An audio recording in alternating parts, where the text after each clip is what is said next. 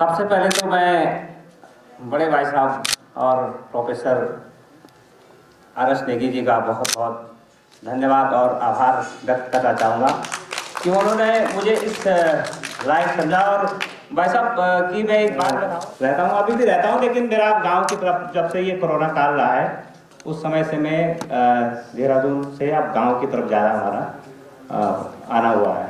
और हमारा home town पोखरी क्षेत्र है, चमोली जनपद का एक दूरस्थ क्षेत्र है ये, और यहाँ पर विकट परिस्थितियाँ हैं।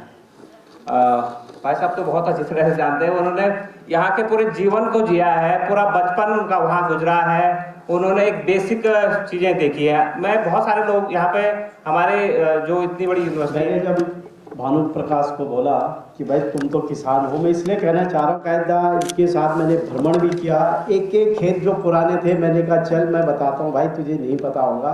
तो इसलिए कह रहा कि मुझे सारी परिस्थिति पता थी, हमने भी वही काम किया है बचपन में, और इसलिए ये पीड़ा ज़्यादा जागृत होती है क्योंकि वो धीरे धीरे खत्म हो रही है। अगर हम लोग इसको बचाने के लिए आगे नहीं आएंगे, चाहे युवा साथी हो, चाहे हमारे पुराने फार्मर्स भी हो, और महिलाओं का बड़ा योगदान तो पहले से इसमें कहा गया है। आज भी कल डॉक्टर बी.एस. नेगी जी ने कहा था कि उसमें जो महिलाओं का क्यों नहीं ज़्यादा हो रहा है, कि अब ये हो रहा है कि पहले जब शादी की बात हो रही तो क्या देहरादून में आपका मकान है, ये पहला कंडीशनल चीज़ हो गई है।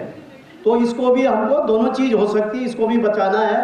और भानु को मैं कहना चाहता हूँ कि पूरे गांव की खेती को आपको बचाने का जिम्मा इस मंच के माध्यम से मैं आपको दे रहा हूँ। और विश्वविद्यालय की तरफ से जो भी सहयोग होगा, जो लोग हमारे उस क्षेत्र में गरीब भी हैं उनको भी आगे बढ़ाना है और उनकी आजीविका को बढ़ाने का काम आपने करना। ये आपके लिए मैं यहाँ से एक संकल्प के साथ मैं आपको कह रहा हूँ। धन्यवाद भानु, धन्यवाद।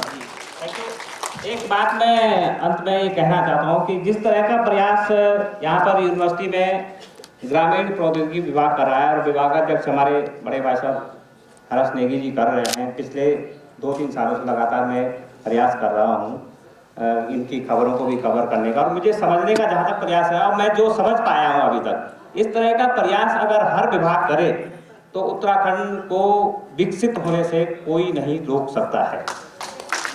और एक अंत बात यह है कि मैं देहरादून में पिछले 24 साल से हूँ, लेकिन मैंने गांव की तरफ जो है रुख किया है, और मैंने अपना एक छोटा सा जो चैनल का ऑफिस है वो भी जो है गांव में सेट किया है। और मेरा प्रयास है कि मैं वहाँ पे स्टूडियो बनाऊंगा और गांव के जितने भी क्षेत्र की जो भी समस्याएं हैं उनको मैं उठाने का प्रयास करता हूँ, चाहे धर्म क्षेत्र की हो चाहे कृषि क्षेत्र की हो। ये मेरा विशेष फोकस है।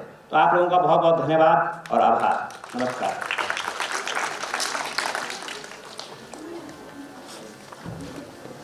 धन्यवाद सर। एक बार जोरदार तालियां हमारे भानु प्रकाश नेगी जी के लिए।